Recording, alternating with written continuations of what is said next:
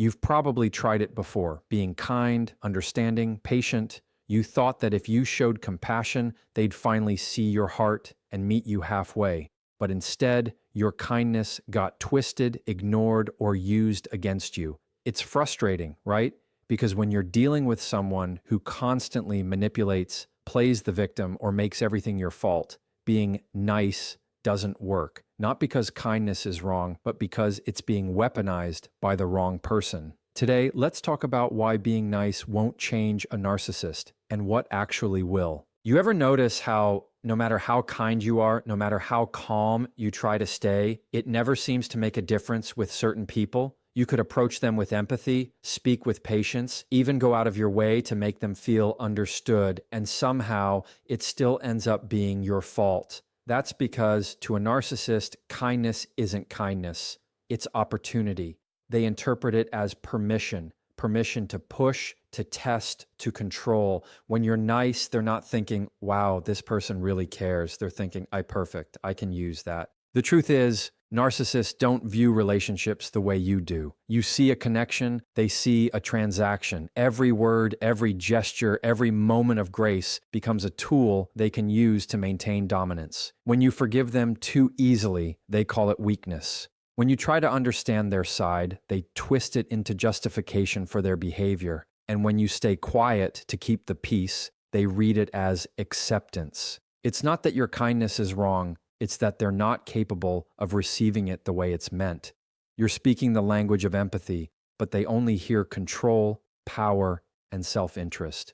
A narcissist's goal isn't harmony, it's hierarchy. They have to be on top. So when you approach them with kindness, they don't feel safe. They feel superior. They take that warmth and use it to reinforce their own ego. They'll smile, act appreciative, and in the next moment, turn around and make you question your sanity. That's how the cycle works. You give compassion, they take control. You show patience, they show manipulation. It's a loop that drains you emotionally, slowly teaching you that being good doesn't always bring out the good in others. What makes this so confusing is that most kind-hearted people believe love can fix everything. You think if you're just a little more patient, a little more forgiving, they'll finally get it. You wait for that moment when they realize how much you care. But that moment never comes because narcissists don't learn through kindness. They learn through consequence. You can't appeal to their heart because they've built walls around it. Their focus isn't on emotional connection, it's on maintaining control. And as long as kindness keeps them in control, they'll keep taking advantage of it. That's why being nice doesn't change them. It feeds them. It gives them the supply they need to keep the cycle going. They rely on your empathy to reset the stage after every fight. They know you'll come back, apologize, try to make things right, and the more you do, the more they tighten their grip. The dynamic only shifts when you stop giving what they're using against you, when you stop being nice and start being neutral. Neutral isn't cold, it's controlled. It's you saying, I see what you're doing, but I'm not playing that game anymore. Once you stop reacting with kindness they didn't earn, you take away their favorite weapon, your willingness to understand. Narcissists crave emotional responses. They want your attention, whether it's positive or negative. But when you respond with calm indifference instead of care, they lose their power. They'll test you harder at first, push more, provoke more, because they're not used to losing control. But eventually, the pattern breaks. You start realizing that you can still be kind, but you don't have to be accessible. You can still be good-hearted without being manipulated. Kindness is a strength, but only when it's paired with awareness. When you know who you're dealing with, you stop confusing decency with duty. You stop giving people chances they haven't earned, and that's the shift that changes everything. Because being nice might not change a narcissist, but recognizing how they use your niceness, that's where your power begins. One of the biggest traps people fall into when dealing with a narcissist is the constant need to explain. You think if you can just get them to understand your point of view, they'll see how much sense you're making. You replay conversations in your head, trying to figure out how to phrase things differently next time, hoping they'll finally listen. But here's the truth. Narcissists don't want understanding. They want control. Every explanation you give them is fuel. It's more material for them to twist, more words to use against you, more proof in their mind that they've got you exactly where they want you, emotionally invested and desperate to be heard. When you explain yourself to someone who's committed to misunderstanding you, you're not communicating. You're performing. You're dancing for validation that's never coming. Narcissists thrive on that chase. They'll bait you with accusations, with half-truths, with guilt trips, because they know you'll take the bait. They know you'll defend yourself, clarify, apologize over and over again just to clear the air. But what you don't realize is that they're not trying to clear anything. They're trying to keep the air cloudy because confusion keeps you compliant. If you're too busy trying to make them see your side, you'll never have time to see what they're really doing. You can't win a conversation with someone who changes the rules every time you start making sense. Narcissists will interrupt, shift blame, and flip every word you say until you start doubting yourself. They'll make you feel guilty for being upset, selfish for setting boundaries, and overreactive for simply standing your ground. The moment you start defending yourself, you've already lost control of the conversation. They don't need to prove you wrong. They just need to keep you talking because every minute you're explaining yourself is another minute they're running the show. The real change begins when you stop explaining, when you stop needing them to understand, when you stop defending what you know to be true. Silence isn't weakness, it's strategy. Calmness isn't avoidance, it's power. You can't control how they twist your words, but you can control whether or not you give them the chance to. Instead of explaining, you state. You don't say, I didn't mean it like that. You say, that's not what happened. You don't say, I'm sorry you feel that way. You say, that's your interpretation. You don't try to convince them. You simply stop engaging in the game. This shift throws narcissists off balance because they depend on your emotional engagement. When you don't give it, the power dynamic changes. They'll push harder at first, accuse you of being cold, distant, or dismissive, anything to provoke a reaction. But your strength lies in consistency. No defense, no long explanations, no emotional back and forth. You're not shutting down, you're stepping out. You're refusing to play the role they've scripted for you, the one where you constantly chase their approval and understanding. And once you stop explaining, they lose their favorite form of control, confusion. Every time you explain yourself to a narcissist, you're handing them information. You're showing them what triggers you, what matters to you, what you'll fight to protect. They store that information like ammunition. So when you stop explaining, you become unpredictable. They can't manipulate what they can't read. They start realizing that their old tactics, guilt, shame, deflection, no longer land the same way. That silence you're giving them, it speaks louder than any justification ever could. Because silence says, you no longer have access to my energy. It's calm, it's controlled, and it's powerful in a way that words can't match. When you finally stop explaining, you start reclaiming your peace. You stop rehearsing arguments in your mind and start living in reality instead of reaction. The goal was never to make them understand you. It was to make yourself free. You realize that your worth isn't determined by whether someone gets you, and your truth doesn't need to be defended to someone who's made a habit of denying it. That's where real change begins. Not in trying to convince them, but in choosing not to be convinced by them. There comes a moment when you realize that being endlessly kind isn't creating peace. It's creating permission. You've apologized when you weren't wrong, stayed quiet when you should have spoken, and given chance after chance to someone who only takes advantage of your patience. You tell yourself you're being the bigger person, but deep down, you feel smaller every time. That's because kindness without boundaries doesn't earn you respect. It drains it. Narcissists don't learn from your generosity.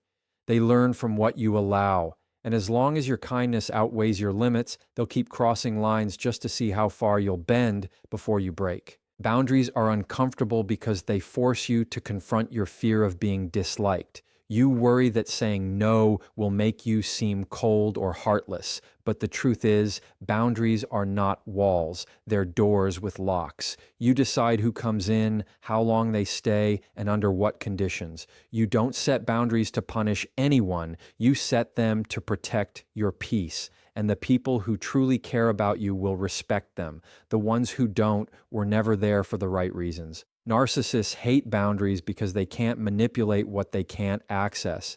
The moment you draw a line, they lose control, and that loss feels like rejection to them, which is why they'll fight so hard against it. When you start enforcing boundaries, don't expect applause, expect pushback. Narcissists will call you selfish, dramatic, or ungrateful. They'll make you feel guilty for simply protecting your energy. They'll twist your boundary into an attack and say you've changed, and you have. You've stopped giving them the version of you they could control. That's what boundaries do. They strip away the illusion that kindness means endless tolerance. They remind people that your compassion has limits, and those limits are not up for negotiation. It's not about being mean, it's about being clear. You can still care about someone and not allow them to mistreat you. You can still be kind without being controlled. The hardest part about setting boundaries with a narcissist is staying consistent. They'll test every line you draw, looking for weak spots. They'll apologize one day, guilt trip you the next, and act like nothing happened the day after that. It's a cycle designed to make you question your own limits. But your job isn't to convince them to respect your boundary, it's to enforce it, even when they don't. You don't need to explain it, justify it, or debate it. You simply follow through. Every time you keep a boundary firm, you teach them that your peace is not negotiable. And slowly, you start retraining yourself to respond from strength instead of fear. Boundaries are the language of self-respect. They say, I won't let you treat me like that without needing to raise your voice. They don't require anger, only clarity. The reason they're so powerful with narcissists is because narcissists operate on control. When you set a boundary and stand by it, you're no longer feeding their control. You're taking it back. That quiet confidence, that ability to walk away instead of react, it disarms them because they can't manipulate silence and they can't guilt trip someone who's done explaining. The less you argue about your boundaries, the more solid they become. You stop needing to prove your point and start proving your peace. Think of boundaries as emotional armor. They don't make you invincible, but they keep you safe enough to stay strong. When you know where your lines are, you stop living in reaction mode. You stop feeling anxious about how they'll respond and start focusing on how you will. You begin to see that your job isn't to fix their behavior. It's to protect your own well-being. And every time you honor that, you send a clear message, not through words, but through action. I'm not available for this kind of chaos anymore. It's not loud, it's not dramatic, but it's powerful enough to shift the entire dynamic. Kindness can be misunderstood, but boundaries can't. They don't need to be explained, defended, or softened to make others comfortable. When you start pairing your kindness with boundaries, something incredible happens. You stop attracting people who take and start attracting people who respect. You learn that peace isn't something you beg for, it's something you create. And you finally understand that saying no doesn't make you unkind. It makes you free. When you're dealing with a narcissist, every reaction you give is a form of currency. They don't just want your attention, they feed on your emotional energy. The sighs, the frustration, the tears, even the effort you put into proving your point, all of it fuels their sense of control. The more you react, the more powerful they feel. That's why emotional detachment isn't about being cold-hearted. It's about reclaiming your peace. It's learning to stop handing over your emotional responses like free fuel. It's realizing that you can't stop their behavior, but you can stop feeding it. Detachment doesn't mean you stop caring about people. It means you start caring more about yourself than the chaos they create. At first, detachment feels unnatural because you've been conditioned to respond. You're used to defending, fixing, or explaining. You think that if you just express yourself better, they'll finally understand. But the narcissist isn't looking for understanding. They're looking for reaction. Every word you say gives them more room to twist the story. So when you stop reacting, it confuses them. They don't know what to do with your calm. They poke, provoke, and push just to get a rise out of you because your emotions have always been their remote control. When you stop reacting, it's like you took the batteries out. Suddenly, they're pressing buttons and nothing's happening. That silence, that calm energy, that's what makes them lose control. Emotional detachment doesn't happen overnight. It's a discipline. It's choosing silence instead of arguments, logic instead of emotion, and calmness instead of chaos. It's not that you stop feeling, it's that you stop performing those feelings for someone who weaponizes them. You still feel angry, disappointed, or hurt, but you no longer show it where it can be used against you. You learn to pause before you respond, to breathe before you speak, and to walk away before you get dragged into another cycle. The goal isn't to win the fight, it's to refuse to participate in it, because narcissists can't win if you're not playing. There's a quiet power in not reacting. It's the kind of strength that doesn't shout, it just holds its ground. When a narcissist realizes that they can't pull you into their emotional tornado anymore, they lose interest. They can't feed on your calm. But here's the tricky part. They'll test it. They'll say things designed to trigger you. They'll bring up the past, twist your words, or act like they don't care at all just to see if you still do. That's when you hold the line. You remind yourself that detachment isn't about pretending you don't care. It's about choosing what deserves your energy. Not every comment deserves a reply. Not every accusation deserves a defense. Sometimes the most powerful thing you can say is nothing. When you stay emotionally detached, you stop living reactively. You stop letting their moods dictate your peace. You begin to see their patterns clearly, almost like you're watching a movie instead of living in it. You notice the manipulation without falling into it. You recognize the guilt trips, the blame shifts, the silent treatments, and instead of reacting, you just observe. That's when you realize how much control you actually have. You're no longer tangled in their drama. You're simply aware of it. And that awareness gives you a calm confidence that no argument can shake. Detachment doesn't mean disconnecting from reality. It means grounding yourself in it. It means recognizing that their behavior isn't about you. It's about their own emptiness, their own need for validation. You stop taking things personally. You stop trying to fix what's broken in them. You start focusing on what's healthy for you. It's a shift from emotional dependence to emotional independence. And the beautiful part is, once you master that calm, they can't take it from you because it's not built on their approval or reaction. It's built on your own inner strength. The more detached you become, the more peaceful your world feels. Things that once sent you spiraling don't even register the same way anymore. You stop explaining, stop defending, and stop trying to prove your worth to someone who never intended to see it. That's when you start to feel free, not because they changed, but because you did. Detachment gives you clarity, and with clarity comes power. You finally realize that you don't need to win with words or emotions.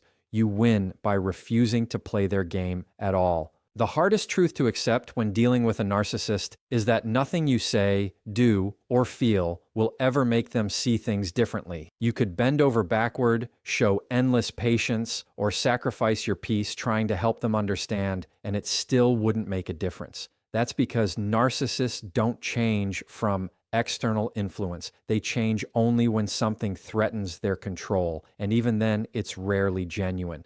You can't teach empathy to someone who doesn't want to feel it. So the real change begins not with them, but with you. It starts the moment you stop trying to fix the unfixable and redirect that effort toward your own healing. Because the only power you truly have is over your own responses. When you stop trying to change them, you take your power back. It's like stepping out of a storm you've been standing in for too long. You start realizing how much energy you've spent trying to manage their moods, predict their reactions, and maintain peace that was never real. The exhaustion you've been feeling isn't from loving too much. It's from over-functioning in a relationship that runs on imbalance.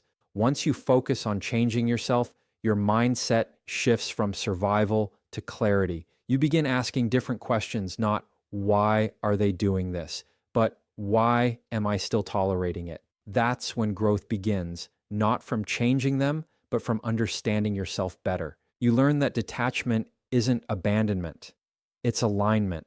It's choosing to live in truth instead of illusion. You stop waiting for apologies that never come and validation that was never real. You stop chasing closure from someone who benefits from keeping you confused. And in that stillness, you find strength you didn't know you had. You realize that your peace doesn't depend on their cooperation. You don't need them to understand your boundaries for them to exist. You don't need them to respect you for you to stand firm. Change starts when you finally decide that your emotional well-being is worth protecting, even if that means walking away from what hurts. When you shift the focus to yourself, everything starts to look different. You begin to see how much of your energy was invested in trying to earn something that should have been freely given. Respect, honesty, love. You start to rebuild your confidence piece by piece by setting limits and keeping them. You start making choices that come from peace, not fear. You stop explaining your worth and start embodying it.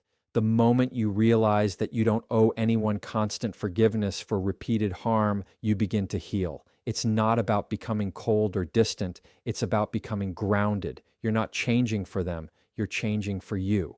Focusing on yourself doesn't mean you ignore the pain. It means you process it differently. You stop using it as a reason to chase them and start using it as motivation to grow. You learn from the patterns, from the red flags you once ignored, and from the times you stayed when you should have walked away. Self-awareness becomes your strongest shield. You start to see how every reaction, every attempt to fix them was really about your own need for closure. But once you give that closure to yourself, they lose their power. They can no longer pull you into the same emotional loops because you've outgrown the game. The more you focus on yourself, the more their behavior stops affecting you. What used to trigger anger now triggers understanding. What used to break you now builds you. You start viewing their manipulation as evidence of who they are, not a reflection of who you are. That's what real change looks like. When their chaos no longer has the ability to control your calm. You start living by your own standards again, making decisions from a place of confidence instead of fear. You stop reacting to their energy and start protecting your own. And over time, that emotional distance creates peace that no one can take from you. Change doesn't come from trying to wake someone else up. It comes from waking yourself up.